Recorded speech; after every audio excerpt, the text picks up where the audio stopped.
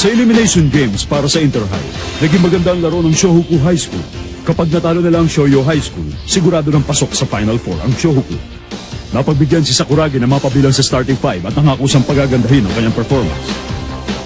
Grabe, kasi takad ko si Cory. Ang takang ka ng mga kalaban, parang normal lang ang height ni Hanamichi.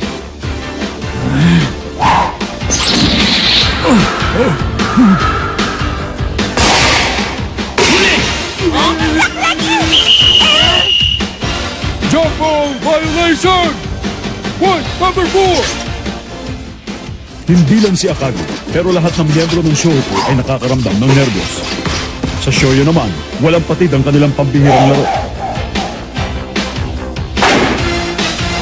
Mula sa simula, kontrolado ng Shoyo ang laro. At ito ay dahil sa kasama nila na si Hanagata, isa sa mga pinakamagaling na sentro ng distrito. Patuloy siya sa paggawa ng mga puntos. Si Uzumi at Akagi ay parehas na malakas at matatag. Pero si Hanagata ay mabilis kumilos at mag-isip. Si Hanagata at Akagi. Kung si Akagi ng Shohoku ay nahihirapan bantayan si Hanagata sa laro nito, kung hindi niya mababawi ang laro para sa Shohoku, sigurado lang ang Shoyo ang mananalo.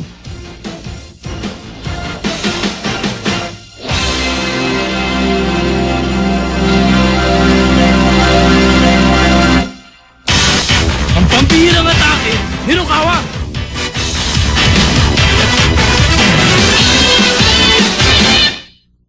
We can do it, Shoyo! Peter, Peter, Shoyo! We can do it, Shoyo! Peter, Peter, Shoyo!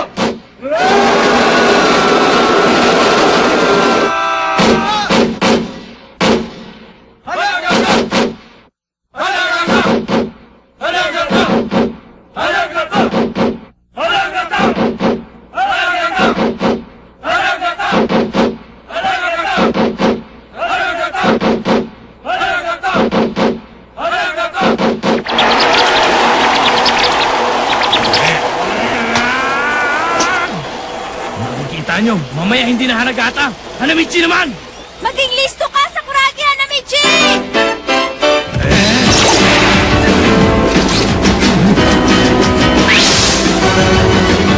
Dito!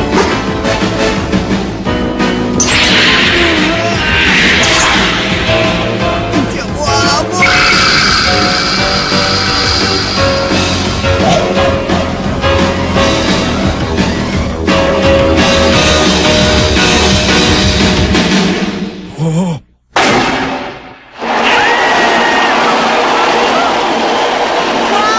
3-point shot pa! 11-0 na ang score! Grabe ang labang!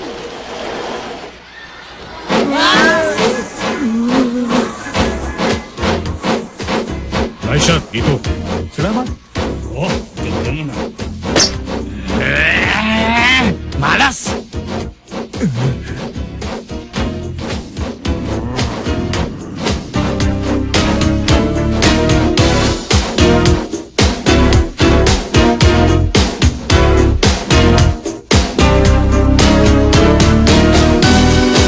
Ay, na minuto lang lumilipas pero wala pa rin puntos ang Shohoku.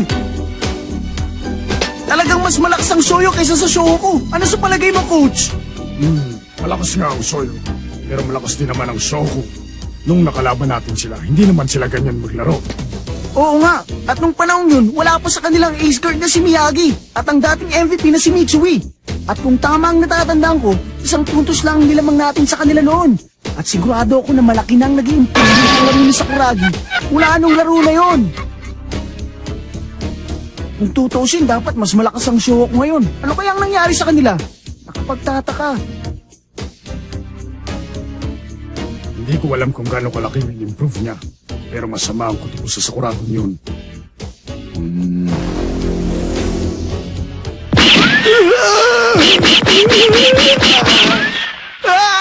Ano bang nangyayari sa inyo? Gusto niyo po bang pumunta sa banyo?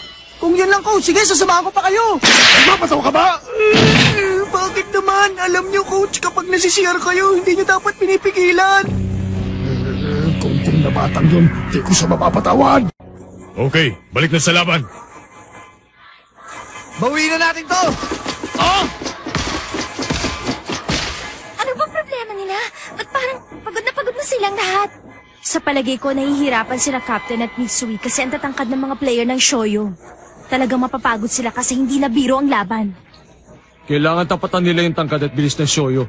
Kailangan na nilang kumilos na mas mabilis. At dahil dito, mas mabilis sila napapagod. Pero kailangan kayanin nila ang kalaban. Dahil kung hindi, hindi tayo abot sa finals. Kaya mo yan, Akagi! Go! Kaya niyo yan, Shoko! Nag-uumpisa pa lang ang laban! Defense! Defense! Defense! Defense! Defense! Defense! Defense! Defense! Defense! Defense! Defense! Defense! Defense! Defense! Defense! Miyagi! Okay! Shoot na to! Michi! Pasa mo dito! Pasa mo sa akin! Dali mo! Ipasa mo lang kay Sakuragi! Bilisan mo! Mitsui, kaya na Michi! Ipasa mo na bola dito! Bilisan mo na! Ipasa mo na sa kanya, Mitsui! Huwag mo supangin ang bola! Tumahimik nga kayong lahat. 4 na 3-point shot lang. Bawi na natin ang laro. Ipasa mo na! Kapag inintay mo, Michi, ano ba?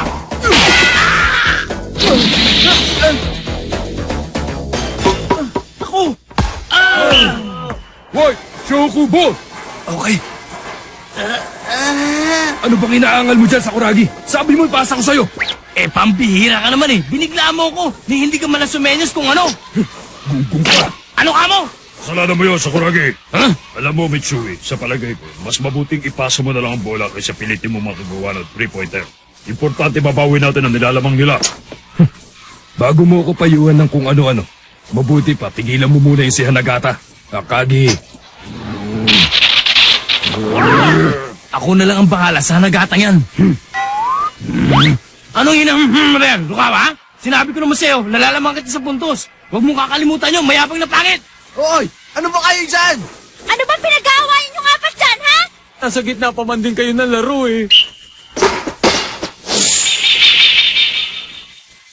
Rukawa! Steel! Paano kayo, Shoko?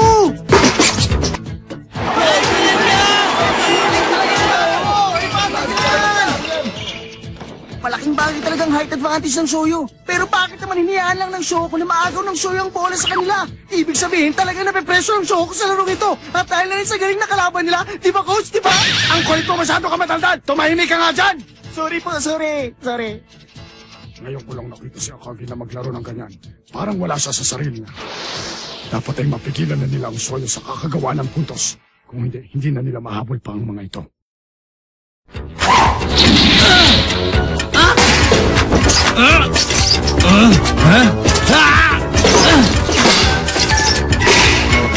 Okay! Ano naman? Huwag niyong hayaan mo kasi itong isang yan!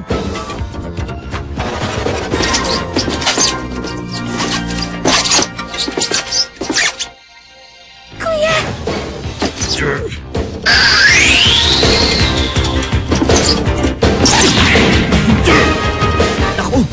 Fake yan, Akagi!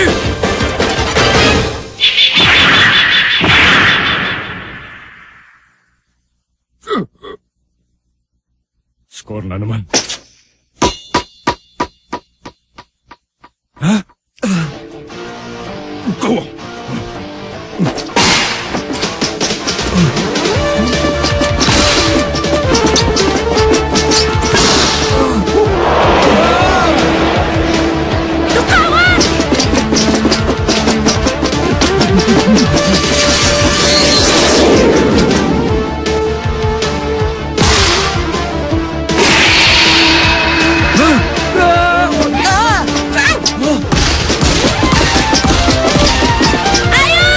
Sige, Rukawa! Tatlo ang nagbabantay sa kanya! Tulungan niyo si Rukawa! Kasi...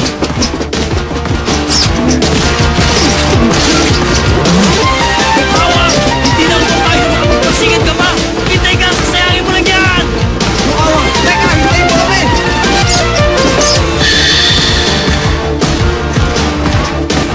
Nasisiraan siya. Kala niyo pa, na tayo. Hindi mo ko kaya! Freshman ka na! Teka, Rukawa! Huwag mo sayangin ang puntos! Pasa mo lang sa akin! Mas maigi pa! Pasa mo na! Rukawa!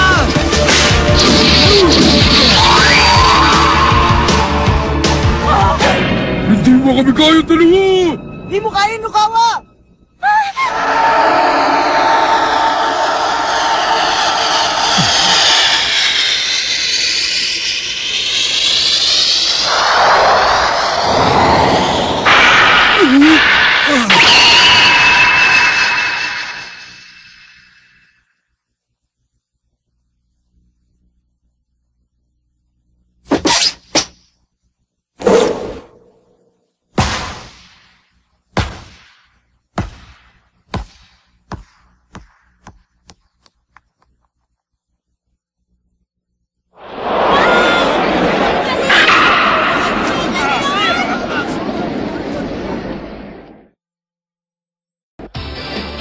Let's play basketball, guys. You feel like the wind when you've got the ball and go to the basket. Let's go for it. It's cool to be with your brothers.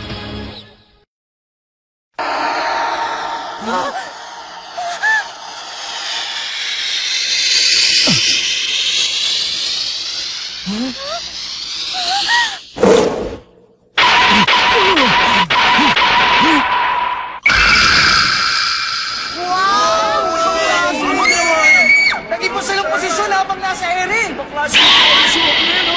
nga, yun ang kailangan! Talaga. Nakita niyo ba yung ginawa niya? Si Kaide Rukawa.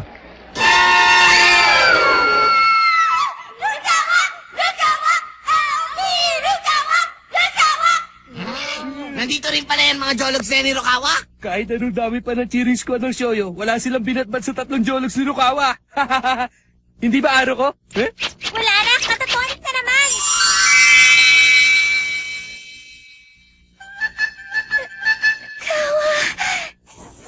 Grabe yung ginawa niyang yun ah!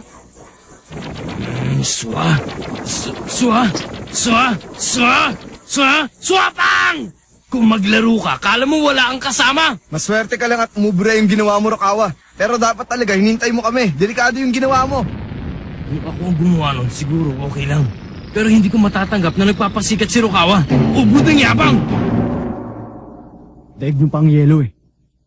Hindi na kayo kumikilos.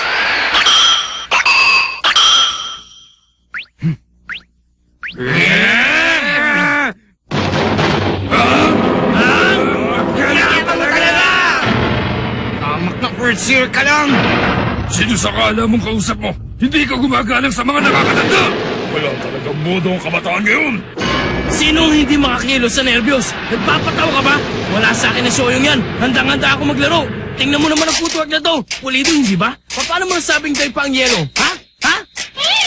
Huwag na huwag mong itutulad ang sarili mo sa amin, ha? Gonggong. Sinong gonggong? Gonggong lang ang nalalait sa kapwa gonggong. Anong gusto mo palabasin? Ihapin niyo ba ako? Tama na yan! Parating na sila! Depensa na, bilis! Pinahiyaan niya ako. Kita mo, Rukawa. Mayapa ka, Rukawa. Ipapakita ko sa'yo kung paano maglarong henyo. Ano, Shoyo? Sugod na! Ano ito? Ayun na siya! Siya nagkata na naman!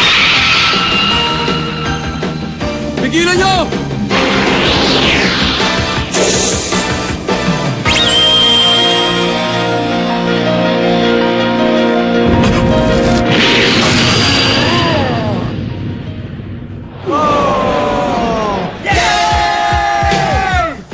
Nice block, Captain Akagi! Meron pa!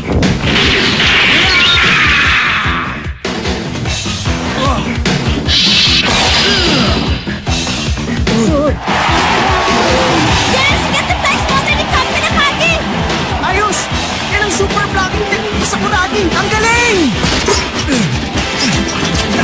Nakalisok siya! Papaglapan ko! Nakita mo ba yung ginawa ko, Rukawa? Sakuragi! Makita niyo yun? Pinalpan nila siya nag-atataka, no? Alam mo, ngayon ko lang nakita yung ganun. Oo nga, ibang klase ang team na yun ah. Ang galing sila si Akagi at tuloy po lang group na yun. Yung number 10 ng Shonku. Halos magkasing-laki sila ng vertical leap ni Akagi.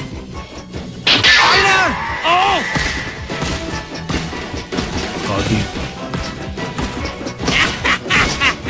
Ngayon nakita makikita nyo ng lahat ang totoong kakayahan ng isang henyo. Ngayon ang pagkakataon, lalamangan na kita sa puntos.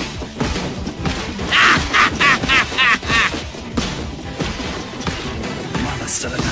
Pinalpal niya yung bola ko. Miyagi, pasa! Sige.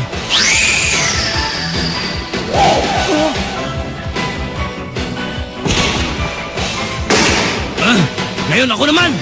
Wow! Nakahalagisi ang bola! Manood kayo, ang laro ng isang henyo. Super Layup Shot! Ito na! Huh? Yes! Ay! Supply! Gunggong. Masyadong malakas! Walang kwenta. Akin yan!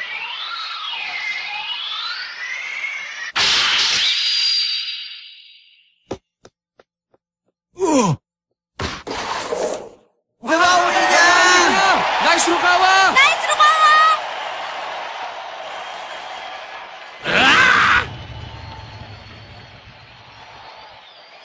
Malas.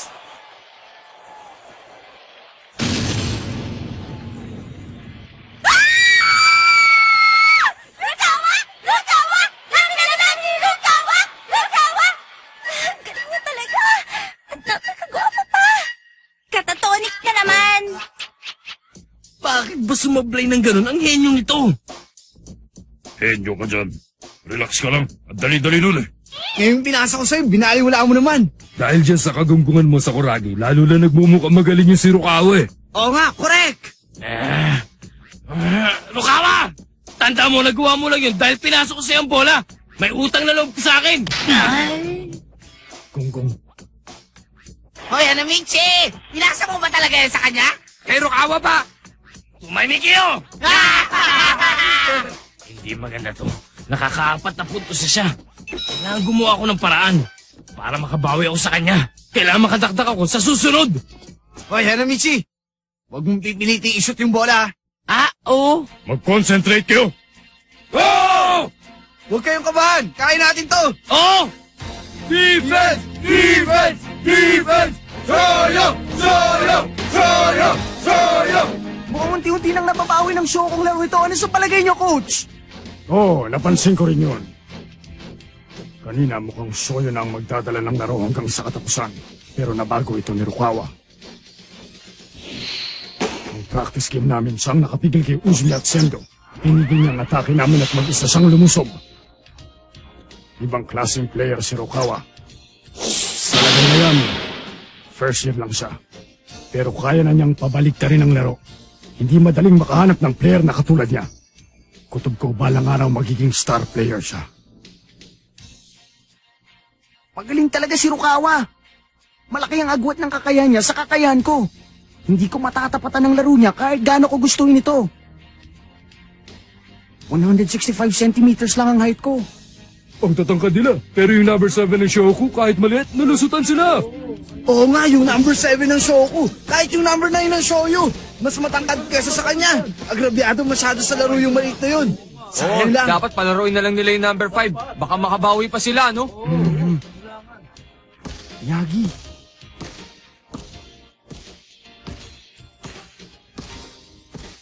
Mabuti naman at nawala na ang kaba namin.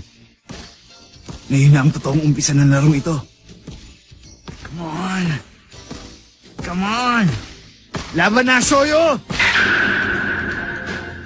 Ang pambihirang laro ni Rukawa ang nagpawala ng kaba ng Shohoku. Nabuhayan ng team at ginanaan silang hamunin ng Shoyo. Gamit ang kanyang pambihirang bilis, hinamon ni Miyagi ang mga naglalakihang miyembro ng Shoyo.